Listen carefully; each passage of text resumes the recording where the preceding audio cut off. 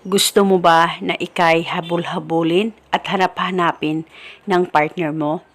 Kahit okay naman kayong dalawa, ay gustuhin mo pa rin na hanap-hanapin at habol-habulin ka palagi ng taong mahal mo. Kaya kung gusto mo, ay gawin lamang itong ritual na ibabahagi ko sa inyo ngayon. Isa itong gabay at isang paraan para patuloy ang pagmamahalan ninyong dalawa ng partner mo. Basta dapat buo ang loob at tiwala mo sa mga ganitong pamamaraan. Pwede mo ito gawin sa kahit na anong araw o oras na gusto mo.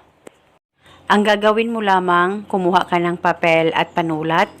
Isulat mo ito sa papel. Pangalan at apelido. Ako ay habol-habulin at hanap-hanapin mo palagi. Isulat mo lamang ito ng 3 beses. At pagkatapos, kumuha ka ng garapon at tupiin itong papel at saka ilagay ito sa loob ng garapon. At pagkatapos, maglagay ka ng 3 kutsarang asin at 3 kutsarang asukal. White o brown sugar ay pwedeng gamitin.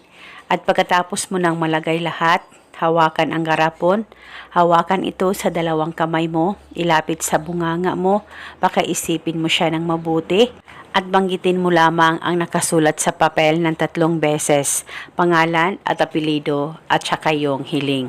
At pagkatapos ay pwedeng takpan ang ritual, itago sa kabinet mo, sa ibabaw ng kabinet mo, o di kaya sa safe na walang makakakita at makakaalam. At itago itong ritual pang matagalan at paniguradong ito ay makakatulong sa relasyon ninyong dalawa ng partner mo upang ikaw ay habol-habulin at hanap-hanapin niya palagi, malayo o malapit man kayong dalawa sa isa't isa. Basta gawin ito sa mabuti at hilingin ng buong puso.